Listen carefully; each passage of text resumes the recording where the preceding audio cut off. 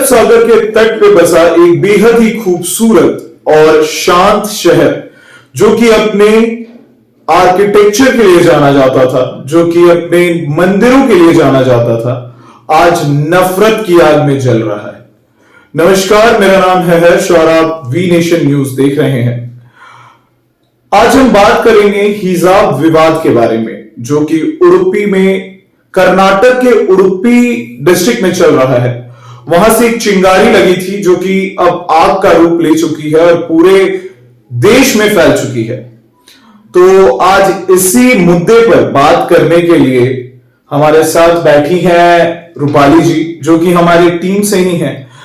बहुत ही कमाल का लिखती हैं और बहुत ही अहम स्टैंड रखती हैं इस मुद्दे पर।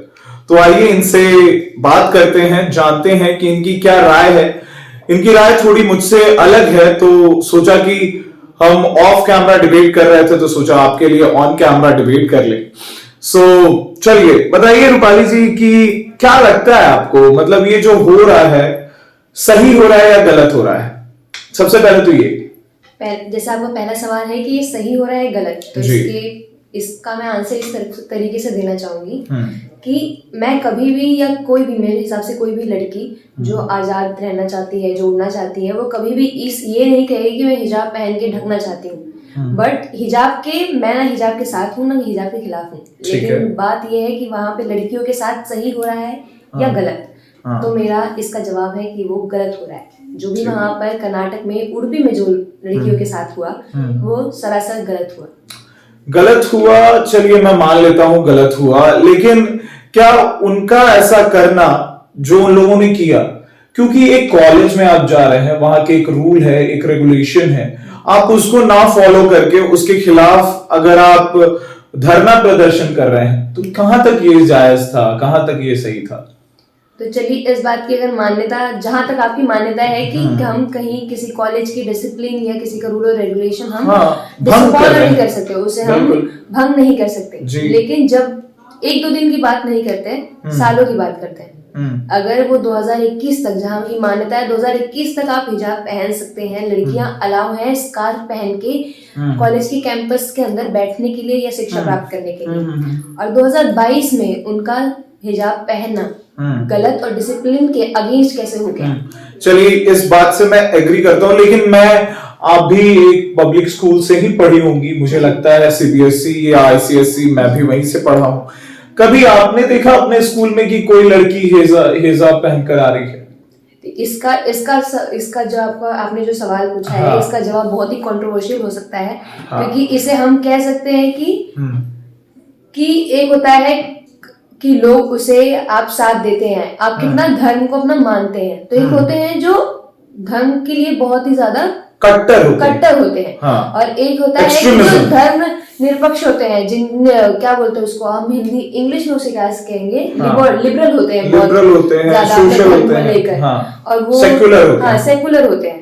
तो जैसा कि हिंदुओं में है, तो कुछ हिंदू होते हैं जो अपनी बहन बेटियों को जीन्स नहीं पहनने देते हैं। वो कहते हैं कि नहीं, हमारी बेटी अगर जीन्स पहन के निकले तो हमारे कल्चर के अगेंस्ट है, नहीं धर्म के नहीं, कल्चर के अगेंस्ट है। वैसा ही लेकिन इस्लाम में बहुत पहले से ये माना गया है कि जो उनका हिजाब है वो उनकी लड़कियों के लिए एक रूल है कि इनकी लड़कियां हैं, अगर वो बाहर जा रही हैं तो बाहर मर्दों के सामने वो अपना, उनकी सुंदरता मानी जाती है उनके केश, यानी कि उनके बाल, तो वो अपने बालों को दूसरे मर्दों को नहीं दिखाएंगी। वो उनके धर्म में आता है, और वो इसे 1954 में साबित भी कर चुके हैं। हर कंट्री में, यहाँ तक कि इंटरनेशनली भी ये साबित कर चुके हैं कि वो इस्लाम धर्म की औरतों के लिए एसेंशियल है।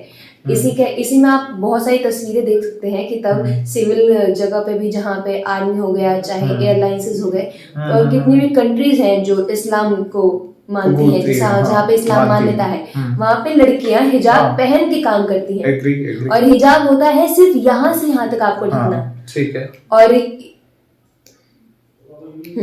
तो इसमें अगर ये रूल्स और रेगुलेशन की डिसिप्लिन को अगर ये तोड़ता है, और ये पहले नहीं तोड़ता था, आज अगर ये तोड़ने लगा है, तो इसे सोचने की बात है कि क्या ये हमारे माइंड को डाइवर्ट किया जा रहा है? ठीक है, एक बात बताइए। चलिए आपकी मैंने सारी बात मान ली कि अगर रूल और रेगुलेशन था तो पहले क्यों नहीं था, अभी से ही क्यों शुरू हो गया। चलिए ये सारी चीजें मैं मान लूं, लेकिन एक तरह से अगर हम देखें तो अगर हिंदू औरतें भी अगर ये बोलने लगी कि नहीं हमारे में तो घूंघट डाला जाता है, तो जो टीचर्स हैं जो साड़ी पहन के कॉलेज या स्कूल जाती हैं तो वो घूंघट डाल के बच्चों को पढ़ाने लगे, जो हिंदू लड़कियां जा रही हैं पढ़ने के लिए वो सलवार सूट पहनती हैं तो वो दुपट्टा लेने लगे सर पे, तो क्या मतलब ये फिर तो माहौल ही खराब हो जाएगा ना। आप वहां करियर बनाने जा रहे हैं या कि यहाँ ये सब चीजें करने जा रहे हैं? जी, आप इसी का जवाब देते हुए मैं उसी अपने पॉइंट को आगे कंटिन्यू करना चाहूंगी कि जैसा कि मैंने कहा कि 1954 में ये सुप्रीम कोर्ट ने एक वर्डिक्ट निकालने की कोशिश की थी, जिसकी प्रोसेसिंग अभी तक चल रही है, जिसमें हर एक रिलीजन को ये साबित करने के लिए कि उनके रिलीजन के लिए क्या पहनना और क्या नहीं पहनना, एक प्राइवेट जॉब पे जहाँ वो जॉब कर रहे हैं या जहाँ वो शिक्षा प्राप्त कर रहे हैं, क्या एसेंशियल है, ताकि हमारी सरकार उनके धर्म को कहीं से भी हार्म ना करे। वैसे प्राप्त किया गया था। वैसे एक 2015 में एक IAF के एयरमैन के साथ हुआ था, जहाँ पे एक मुस्लिम समुदाय के एक आदमी को काम से विड्रॉ कर दिया गया था, उसकी जॉब से उसे हटा दिया गया था क्योंकि वो दाढ़ी अलाउंस नहीं की गई थी। तब जब उसने सुप्रीम कोर्ट में आवाज उठाई, जब कहा गया कि हमारी इस्लाम में दाढ़ी एसेंशियल है, लेकिन वो साबित नहीं कर पाए कि दाढ़ी एसेंशियल है।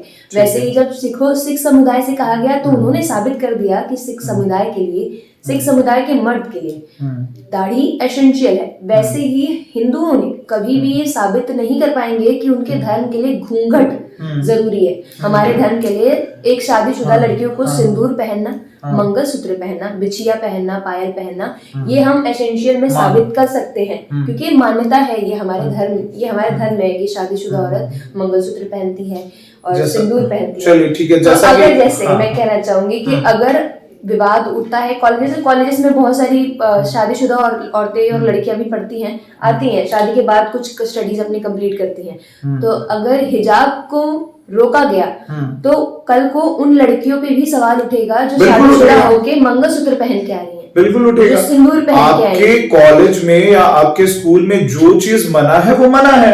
जब मैं कॉलेज में स्कूल में पढ़ा करता था उस वक्त मैं बियर्ड रख के अगर जाऊं या मैं अभी जो ऐसे वहां के लड़के वो भी गलत कर रहे हैं, एक अकेली लड़की के ऊपर वो सारे लड़कों ने जिस तरह से बिहेव किया वो भी गलत था। लेकिन मैं ये बोल रहा हूं कि जहां पर वो लड़कियां बैठ गई थी धरने पे कि नहीं हम तो हिजाब का समर्थन करेंगे, वहां कुछ लड़के फिर भगवा गमछा डाल कर आ गए थे। जी, वही तो ये कह सकते हैं ना, मतलब कि वो भी अपना फिर वो भी भगवा पहन कर आए, ये भी हिजाब पहन के आए, तो इस तरह से फिर आपका सेकुलर कंट्री है, हमारा एक धर्मनिरपेक्ष देश है, यहाँ पे फिर सेक्युलरिज्म कहां चला जाएगा। हम अगर कॉलेजेस में, स्कूल्स में, अगर हम अपने एजुकेशनल इंस्टीट्यूशंस में ही इन चीजों को नहीं ला पाएंगे तो फिर क्या फायदा धर्मनिरपेक्षता का। यहाँ आप मेरे ही पॉइंट से, मेरे ही शब्दों से आप एग्री कर रहे हैं कि धर्म अगर हमारा सेकुलर है तो हम किसी के भी धर्म के उस प्रैक्टिसेस को जब तक वो इंसानों को हार्म नहीं करता है, किसी के हेल्थ को हार्म नहीं करता है, किसी को फिजिकली हार्म नहीं कर रहा है, तो कोई भी धर्म की किसी भी प्रैक्टिस पे उंगली नहीं उठाना चाहिए। मैं मानता हूँ, आई एग्री, लेकिन जब एक आप इंस्टीट्यूशन के पार्ट है तो उसके कुछ रूल्स हैं, कुछ रेगुलेशंस हैं, आपको उसको तो फॉलो करना चाहिए एटलीस्ट। जैसे हम देखते हैं, जैसे अब हम पीछे चले जाते हैं, जब हम अपने स्कूल्स में थे, कॉलेजेस में थे, उस वक्त हम चले जाते हैं तो एक चीज बताइए कि उस वक्त हमारे दोस्त हुआ करते थे, हिंदू होते थे, मुस्लिम होते थे, हम मुस्लिम दोस्तों के घर पे भी जाते थे ईद में, वो हमारे घर पे आते थे होली पे, इस तरह से तो एक अच्छी घनिष्ठता थी। लेकिन उस वक्त भी कुछ लोग ऐसे थे, मेरे कुछ फ्रेंड्स ऐसे थे जिनके घर से मना कर दिया जाता था कि नहीं आप ईद पे किसी अपने मुस्लिम दोस्त के घर नहीं जाओगे, ठीक है, ये होता था। और किसी मुस्लिम को मना कर दिया जाता था कि नहीं आप हिंदू दोस्त के घर पे नहीं जाओगे होली पे। तो ये जो चीजें थी ये उस वक्त थी, तो उस चीज को हटाने के लिए, अगर उन चीजों को हम हटाना चाहते हैं तो हमें इन चीजों से ऊपर उठना पड़ेगा ना। मैं वही कह रही हूँ, जैसे हाँ। अगर मैं कहूँ कि मैं साथ में नहीं, मैं हिजाब का साथ नहीं हाँ। लेती हूँ, मैं अगेंस्ट हूँ कि नहीं हिजाब शिक्षा स्थल पे नहीं पहना जाना चाहिए क्योंकि ठीक वो है। हमें डाइवर्ट कर देता है। चलिए। फिर जैसा वही मान्यता आ जाती है कि हम कपड़ों से धर्म को डिफाइन हाँ, कर सकते हैं, कपड़ों से, पता रंग चल से जाएगा। अगर हम डिफाइन करने लगे तो फिर हमने तो रंगों को भी बांट दिया है। ये केसरिया, ये भगवा, ये हिंदुओं का रंग है। ये हमारे पीछे ग्रीन स्क्रीन लगा है, ये ग्रीन मुस्लिमों का रंग है। तो यार फिर तो ऐसे हिंदुओं के पास दो सब्जियां बच जाएंगी फिर खाने के लिए, टमाटर और कैरेट। हाँ, मुस्लिमों के पास सारी हरी सब्जियां चली जाएंगी।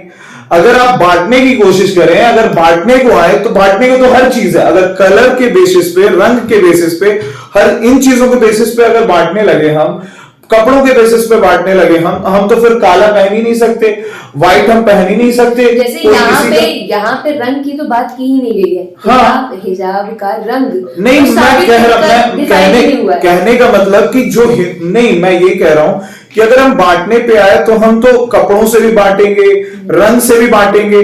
तो इस चीज को हमें हटा देना चाहिए ना, हमको इसके ऊपर उठना चाहिए कि नहीं। जैसे कि अगर कोई लड़की आती है हिजाब पहन के, तो वहां पे वो दूसरी लड़कियों से तो अलग दिखेगी ना।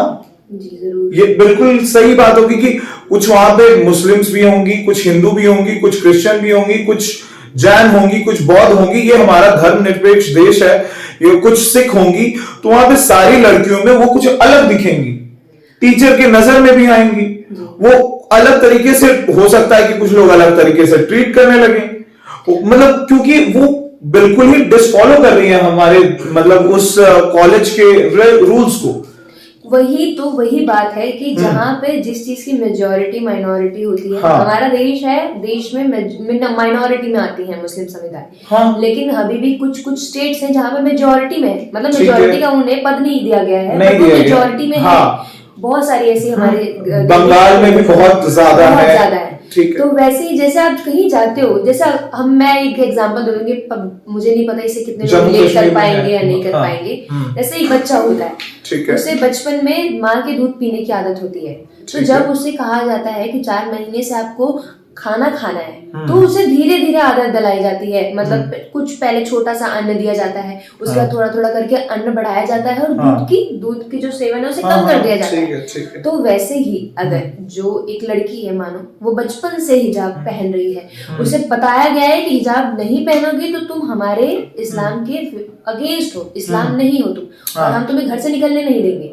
जिस लड़की को कहा गया है कि तुम हिजाब के बिना घर से निकल ही नहीं सकती, तो उसके और उसके परिवार को ये समझने के लिए और ये प्रोसेस करने के लिए वक्त लगेगा। अच्छा, तो इसके लिए आपको अगर सरकार चाहती है कि हम डाइवर्ट ना करें, हम एटलीस्ट हम स्कूल शिक्षा स्थल पे बच्चों को अलग अलग ना दिखाएं, एक यूनिफॉर्म होना चाहिए ताकि शिक्षा सबको एक साथ मिले, एक यूनिफॉर्म होना उसके लिए। लेकिन आपको नहीं लगता है कि जो देश कितने सालों से सेकुलर है, जब से हमारा देश आजाद हुआ है तब से हम सेकुलर हैं, और तब से हमें आदत है सिख को पगड़ी में देखने की, मुस्लिम लड़कियों को हिजाब में देखने की, बुर्का में देखने की, और जो और त्योहारों पे आप देख लीजिए, हिंदुओं को सज सवर के घूमने की आदत है, और इस जब ईद आती है उसके लिए तो कभी मना नहीं किया गया। तो जैसा आप देख सकते हैं ना, हमारे देश में अगर डाइवर्सिटी है, यूनिटी इन डाइवर्सिटी है, कहा जाता है, तो हमारे कपड़ों से हम समझते हैं, हम अब तक कबूल कर रहे थे, हम उसे मान्यता दे रहे हैं। बिल्कुल। तो क्या आपको नहीं लगता है कि किसी की आदत, चाहे वो आदत ही हो, चाहे वो धर्म ना हो, आदत को ही बदलने के लिए सरकार को समय नहीं देना चाहिए? ठीक है, चलिए मैं इस चीज समय दे, ठीक है, मानता हूं मैं इस चीज को, लेकिन फिर भी अगर किसी चीज के लिए आप अड़ जाएं तो चलिए, अगर आप मानना चाहें तब तो आप मानेंगे ना। आप अड़ जाएंगे किसी चीज के लिए, मैं फिर से कह रहा हूं कि मैं ना हम दोनों में से कोई भी ना किसी का समर्थन कर रहा है, ना किसी के अगेंस्ट में है। तो हम एक बात कर रहे हैं, एक तर्क हो रही है कि क्या सही क्या गलत। तो मैं ये कहना चाहूंगा इस पे कि जब वहां पे भगवा गमछा डाल के लड़के आ गए, तो उसके बाद उनके ऊपर भी एक्शन लेने की बात हो रही है, और इससे वो बात तो होगी। जैसे कि आप स्कूल में कोई रूल भी, अगर कोई प्रिंसिपल भी रूल बदलता है, तो उस रूल को अपोज करने का या जैसे हमें अधिकार है, हमारे freedom of freedom of speech है, फ्रीडम ऑफ स्पीच के, बट हाँ कि इसे वॉयलेट नहीं करना है, दायरे में आपको शांति से बात करना है। यही एक तरीका होना चाहिए सरकार का या स्कूल का। जो आपने कहा कि आपको टाइम देना चाहिए। अगर कोई इंसान सुधरना चाहता ही नहीं है, जो लड़के हैं वो भगवे से ऊपर उठना चाह ही नहीं रहे हैं, जो लड़कियां हैं वो हिजाब से ऊपर उठना चाह ही नहीं रही हैं, तो फिर आप उनको कितना भी वक्त दे दें वो ऊपर नहीं उठ पाएंगे। तो ये तो हमेशा होगा, जब भी संविधान बना है, अब से आप 2 साल से देख रहे होंगे, जब भी चाहे वो 370 हो, चाहे 377 हो, चाहे सीएए हो, चाहे सीएबी हो, जो भी हो, जब भी एनआरसी, अभी एनआरसी जबकि आया भी नहीं है, उसके लिए तक विरोध प्रदर्शन हुआ है। तो जब ये तो है हमारे एक तरह से ये कह सकते हैं माहौल बनाया गया, राइट्स दिया है, आपने राइट दिया है, तो उसकी उल्लंघन हो रहा है, उसका हर जगह हो रहा है। चाहे आप अच्छी चीज लाएं तब भी उन्हें उल्लंघन करना है, चाहे आप बुरी चीज लाएं तब तो बात ही है। जैसे अगर हमने कहा कि हमने हित में हुआ था वो मुस्लिम औरतों के कि 3 तलाक का तब भी प्रदर्शन किया गया, बिल्कुल, लेकिन और महिलाएं भी उसके समर्थन में खड़ी हुई थी। लेकिन बात ये है कि जैसे एक सरकार, और ये बात है कर्नाटक के सरकार की और उन लड़कियों की जिनके लिए ये फैसला लिया गया है। तो ये बात सिर्फ उन्हीं दोनों के बीच में होनी चाहिए।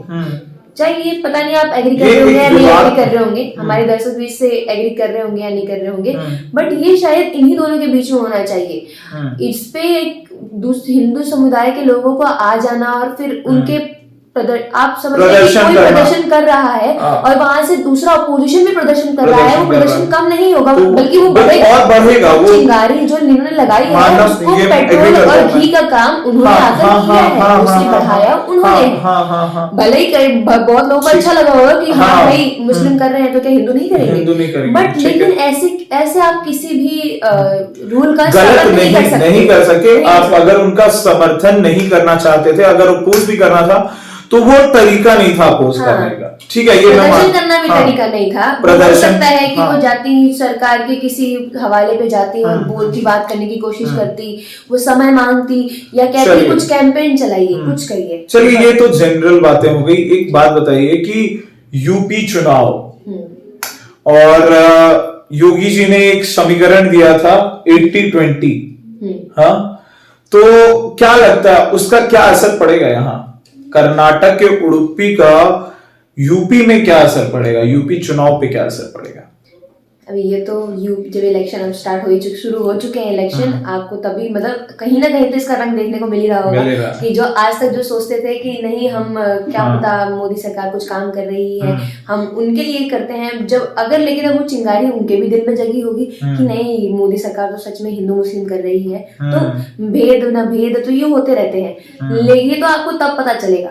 बट आपको भी पता है, हमें भी पता है कि यूपी में कितनी प्रतिशत मुस्लिम वोटर्स हैं, तो उनका मुझे ऐसा लगता है कि बीजेपी सरकार ने अपने पैर पे कुल्हाड़ी मारी है ये करके, क्योंकि आपको पता है कि यूपी में मेजॉरिटी है मुस्लिमों की और पहले से मुस्लिम वोटर जो है वो सपा के हित में है। मेजॉरिटी नहीं है, मेजॉरिटी मतलब कि एक वोट परसेंटेज है अच्छा खासा वोट मुस्लिम समुदाय का, जिसको तोड़ने मरोड़ने की हर इंसान हर पार्टी कोशिश कर रही है। और 2014 से पहले ऐसा हुआ है कि दलित और मुस्लिम समुदाय को एक करके सपा ने जीतने की कोशिश की थी और सपा जीती थी, और 2014 में जब इन्होंने उस नीति को तोड़ने की कोशिश की तब बीजेपी आई, लेकिन वही ऐसा अब वही दिख रहा है कि फिर से मुस्लिम समुदाय को थोड़ा अलग कर दिया गया है। तो जब वो अलग हो गए हैं तो वो अपना जगह वो दलितों की जगह पर ढूंढ रहे हैं और उनका फिर से झुकाव सपा की तरफ होता हुआ नजर आ रहा है। एक चीज और एक बात बताइए कि ऐसा नहीं लगता कि ये सरकार की भी कुछ मिलावट है इस विवाद को क्रिएट करने में? ये थोड़ा क्या बोलते हैं कि किन्हीं कुछ मुद्दों से नजर हटाने के लिए, अच्छा, ये थोड़ा कि उलझ जाए इन बातों को, उन बातों को वोटर्स कंफ्यूज हो जाए, वोटर्स कंफ्यूज हो जाए, और जहाँ पे इन पांच